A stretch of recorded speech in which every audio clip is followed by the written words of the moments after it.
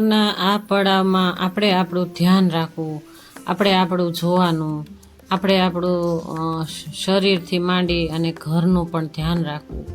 જો ઉંમર ભલે ગમે એટલી હોય છતાં પણ આપણે શરીરનું તો ધ્યાન રાખતા જ હોઈએ છીએ, પરંતુ ઘરનું પણ એવું ધ્યાન રાખવાનું હોય છે. ઘરના એવા કામ હોય છે, ઘરનું એવું રૂટિન હોય છે, રૂટિન કામમાં પણ કાંઈ બાધા નહીં. તો આપણે ઉંમરના પડાવની વાત કરી. ચાલો, જય શ્રી કૃષ્ણ, ગુડ મોર્નિંગ. કેમ છો બધા? તમે બધા કુશલ મંગલમાં આનંદમાં હોય એવી મારી ઈચ્છા અને આશા પ્રભુ પાસે માગી અને પ્રાર્થના કરું છું કે તમે બધા કુશલ મંગલમાં રહો. મારી એવી ઈચ્છા અને આશા સાથે દિવસની શરૂઆત કરી દીધી મેં બ્રહ્મ મુહૂર્તથી. તમે આગળ જોયું એમ, જો મેં 4:30 વાગે મેં તમને કન્ટેન્ટ 4:45 વાગે લીધું. જોકે હું ઉઠી ગઈ હતી 4 વાગ્યાની. હું 4 વાગ્યા પછી તો મારે નિયમ પ્રમાણે હું પ્રભુની યાદમાં બેસી જ જાઉં. જો મેં પ્રભુની યાદમાં બેઠી અને યોગ ધ્યાન કર્યો અને ત્યાર પછી ઉઠી અને નાહી ધોઈને ફ્રેશ થઈને તમારી સામે જ જો આવી ગઈ.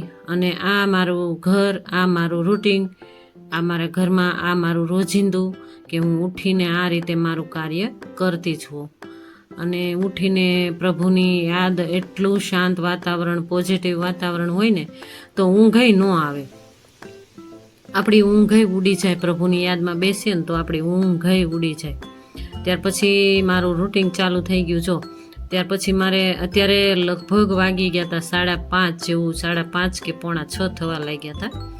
તો ઘરની અંદર એકદમ સાવણી પહેલાં ફેરવી જ દેવાની. ઉઠીને એકદમ કચરો કાઢી નાખવાનો. ઘરનું વાતાવરણ એકદમ સાત્વિક થઈ જાય ને. આપણે ઉઠ્યા હોય ને, બ્રહ્મ મુહૂર્તે આપણે ઉઠ્યા હોય ને ત્યાર પછી આપણે સાત્વિક વાતાવરણની અંદર જ રહેવું જોઈએ. જો અત્યારે વાગી ગયા હતા 6 વાગે હું મારા ઘરની અંદર હું આ વ્યાયામ કરી રહી છું. અત્યારે કપાલભાતિ કરી રહી છું, પછી અનુલોમ વિલોમ અને પછી ભ્રામરી. આ મારે થાઇરોઇડ છે, હું તમને ઘણી વાર કહેતી હોઉં છું. આ બ્લોગમાં હમણાં તમને બતાવ્યું નથી, પણ મારે આ થાઇરોઇડ છે એટલે આ એક્સરસાઇઝ, આ હું ગળાની અને એ બધી હું લગભગ મારી એક્સરસાઇઝ હું ઘરની અંદર કરતી જ હોઉં છું. જો અત્યારે 6 વાગ્યા ને પછી આ 6:30 વાગ્યા પછી હું જઈશ અગાસી ઉપર. અને જો મારાથી બનશે તો બતાવીશ, નહીં બને તો નહીં બતાવું. પરંતુ હું તમને વાત કરી રહી છું કે મારી આ નિયમ પ્રમાણે હું આ રીતે કરતી હોઉં છું. જો અત્યારે ભ્રામરી કરી રહી છું અને વજ્રાસનમાં બેસી અને આ ભ્રામરી હું કરી રહી છું. આ આસન કરવાથી ખૂબ આપણા પેટની ગડબડ હોય એ પણ દૂર થાય છે. આ આસન જો વજ્રાસનમાં બેસી અને જો આ રીતે કરવાથી આપણે એસિડિટી દૂર થાય છે એવું મેં વાંચ્યું હતું. એસિડિટી દૂર થાયની સાથે સાથે પેટના લગતા બધા દર્દો દૂર થાય છે એવું મેં સાંભળ્યું હતું. જોકે હું આ એક્સરસાઇઝ આમાંય તે મેં સાંભળ્યું હોય કે ના સાંભળ્યું હોય, પરંતુ હું આ રોજે કરતી જ હોઉં છું. ક્યારેક પલોઠી વાળીને બેસવાનું ને ક્યારેક આ રીતે બેસીને કરતી હોઉં છું. અને જો આપણે જમ્યા પછી, આપણે જમી લીધું હોય ને ભારે પેટ થઈ ગયું હોય ને, ગમે ત્યારે ઘણું એવું દાળ ભાત શાક રોટલી બધું જમાઈ ગયું હોય ને, ત્યાર પછી આપણું પેટ ભારે થઈ ગયું હોય, તો ભારે થઈ ગયું હોય ને તો આ રીતે વજ્રાસનમાં બેસી જાવ ને, થોડી વાર બેસી જાવ ને એટલે એકદમ હળવું થઈ જાય પેટ. જો આપણે આ સોડાઓ પીએ છે ને, એ સોડાઓને એવું પીવાની કાંઈ જરૂર ન પડે. અને આ બધી એક્સરસાઇઝ આપણા શરીરના લગતો બધા દર્દો દૂર કરે છે. આ પગની પીંડીઓ દુખતી હોય, પગના ગૂંઠણો દુખતા હોય, ગૂંઠણના દુખાવા હોય છે, તો મેં તમને આગળ કર્યું ને એ રીતે હું કરતી હોઉં છું. અડધો કલાક મારું આ ચાલતું જ હોય છે. જો ઘણાને એમ થશે કે આવું શું બતાવતા હોય છે, પરંતુ જો આ મારું રૂટિન છે, મારું રોજિંદું છે, એટલા માટે હું તમને આ બધું બતાવું છું. અને મારું બતાવવાથી જો તમે કોઈ પણ આ એક્સરસાઇઝ કરશો અને તમને દર્દ મટશે ત્યારે તમે તો મને યાદ કરશો જ ને કે ભાઈ એક વિડીયો એવો જોયો હતો, એમાં એક્સરસાઇઝ કરતા હતા બેન સવારથી ઉઠી અને એની રૂટિન કેવું હતું ને એ રીતે આપણે અપનાવીએ ને તો આપણા દર્દો શરીરના ઘણા એવા દૂર થાય. ચાલો હવે નાહી ધોઈને ફ્રેશ થઈ અને આપણે દીવાબત્તી કરી નાખીએ.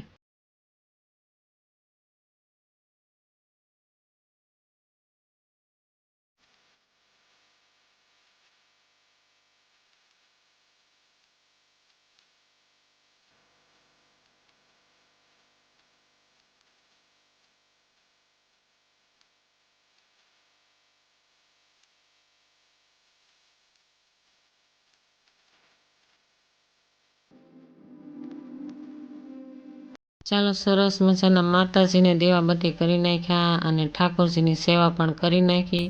ત્યાર પછી તમે વિડીયોઝના માધ્યમથી તમે જોયું મેં કઈ રીતે સેવા કરી, કઈ રીતે મેં જો ઠાકોરજીને જેટલું મારા દિલના ભાવથી હું સેવા કરતી હોઉં ને એ રીતે મેં સેવા કરી. પછી મારા ઠાકોરજી જાણે અને હું. ચાલો ત્યાર પછી મેં ઓટ્સનો નાસ્તો લઈ લીધો. ઓટ્સમાંય પણ હું આ બધું નાખતી જ હોઉં છું, ગોંદકતીરા અને ચિયા ચીડ એટલે કે તકમરિયા, અને જો આ પાવડર મેં બનાવ્યું હતું એ, અને આ ઓટ્સ દૂધમાં લેતી હોઉં છું. જ્યારે મારા ઠાકોરજી સ્વીકાર કરે પછી હું કરું. ત્યાર પછી હું ગેલેરી વાળવા આવી ગઈ. બહારના ફળિયા બળિયા બધું થઈ ગયું, અને આ સમયે ખૂબ પવન હતો એટલે ધૂળ ઉડી ઉડીને આવતી હતી. આજે 3 દિવસથી એકી ધારો પવન તો છે પણ તડકોય પણ સવારથી ઉનાળાનો તડકો હોય ને એવો ઉનાળાનો તડકો થવા લાગ્યો. જો આ પાછળની ગેલેરી વાળીને તમને બતાવ્યું કચરો, અને હવે આવી ગઈ સાઈડની ગેલેરી. આ ગેલેરીમાં ધૂળ કેટલી આવી છે જો, હવે ધૂળ ઉડે છે ભાઈ. હવે વરસાદ જતો રહ્યો છે. 3 દિવસથી એકદમ વિરામ લીધો છે વરસાદથી. તો વરસાદે વિરામ લીધો છે, એમાં આ બધી ધૂળ ડમરીઓ ઉડી ઉડીને એટલો પવન ફૂંકાય છે ને, તો તમે જોઈ શકો છો જો કેટલી ધૂળ છે જો. એટલે આ બધું સાફ સફાઈ રહે. આપણે આ ઉંમરના પડાવ કહેવામાં એવું આવ્યું કે ઉંમરના પડાવમાં પણ આ ઘરના કામ કેટલા હોય છે આપણે. ત્યાર પછી આ ટી શર્ટ લીધું હતું મારા હસબન્ડ માટે. ટી શર્ટ લીધું હતું ને એમાં બટન નથી આવ્યું, એટલે મારા હસબન્ડ કહે કે આ બટન ટાંકી દેજે અને ગાજ પણ કરી નાખજે. તો આ બટન એ ટાંકવા બેસી ગઈ આ સમયે, અને ગાજ માટે મેં સોય દોરો લઈ લીધો અને સોય પરોવી. અને હવે તો ભાઈ ઉંમરના પડાવ એવા હોય ને એટલે જો દેખાતું ન હોય, ચશ્મા છે છતાં પણ આંખો ખેંચવી પડે, કારણ કે લાગે તમને કે અમે નાના હોય એવું લાગે, પરંતુ ના મારા 52 વર્ષ થઈ ગયા છે.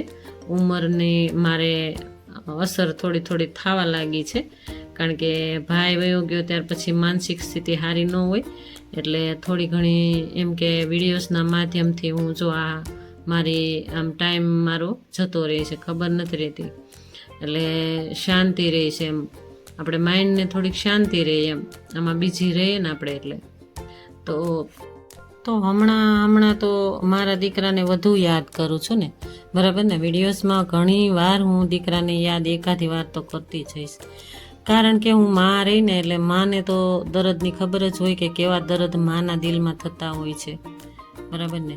ચાલો જો તમને મેં બટન ટાંકી દીધું એ બતાવ્યું, અને હવે ગાજ સહેજ અમથા કાતરથી તોડવાનું, ત્યાર પછી ગાજ બનાવી નાખવાનું. ફરતા એવી સરસ એવી સિલાઈ લઈ લેવાની અને ગાજ બનાવી નાખવાનું.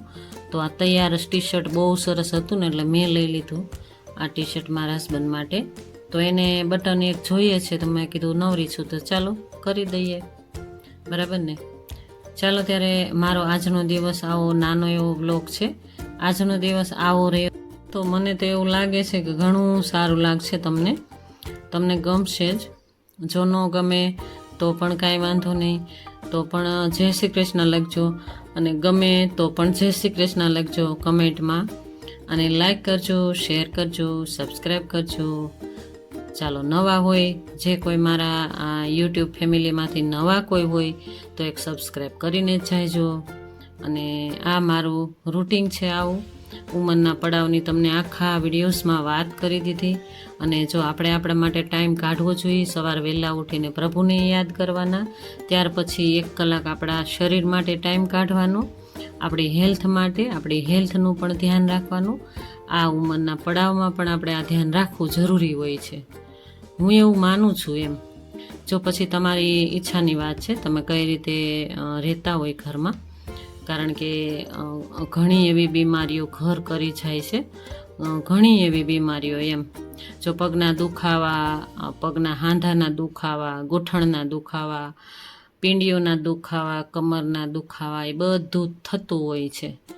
જો ચાલો ત્યારે ટી શર્ટ હંકેલીને રાખી દઈએ. મારા હસબન્ડ આ સમયે ગામડે જ છે, હજી નથી આવ્યા. તો આપણે બનાવી નાખ્યા તીખા ભાત, હે ને. તો આ મસાલા ભાત મેં બનાવી નાખ્યા, એ તમને નથી બતાવ્યું, પરંતુ મેં મસાલા ભાતમાં બટેટું નાખી દીધું હતું અને એક ટમેટું નાખી દીધું, વટાણા નાખી દીધા, ગરમ મસાલો આ તે નાખીને જીરાનો વઘાર કરી નાખ્યો અને મસ્ત એવા ટેસ્ટી તીખા ભાત બનાવી નાખ્યા મારા માટે. અને છાશ હોય અને સલાડમાં મેં ટમેટું સુધાર્યું છે, ટમેટાનું સલાડ કરી નાખ્યું એટલે મસ્ત ટેસ્ટમાં બેસ્ટ થઈ જાય. તો ચાલો મારા યુટ્યુબ ફેમિલી જમવા. જો આજે તો મસાલાવાળા ભાત છે.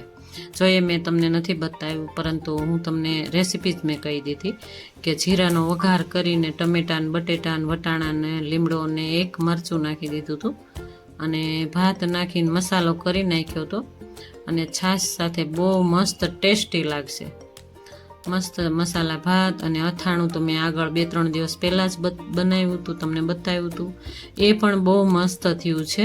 રોજે રોજ ચાલુમાં જમીએ છીએ એમ અથાણું, પણ બહુ જ મસ્ત થયું છે અથાણું. તે જો સ્ટોરેજ સુકાઈ ગયેલી ખાખડી હોય ને, જ્યારે નાની નાની કેરી આવે ને એને સ્ટોરેજ કરી નાખવાની, મીઠામાં હળદરમાં બોળીને થોડીક સૂકવી નાખવાની, સુકાવા દેવાની, પછી કોથળીમાં ભરી અને સ્ટોરેજ કરી નાખવાની. ગમે ત્યારે અથાણું થઈ રહે ને તો તાજું અથાણું જો આવી રીતે બનાવીને ખાઈ શકાય. તો હું આ પણ તમને ટિપ્સ મેં તમને આપી દીધી કે આ રીતે કરી શકાય. ચાલો, જય શ્રી કૃષ્ણ, રાધે રાધે.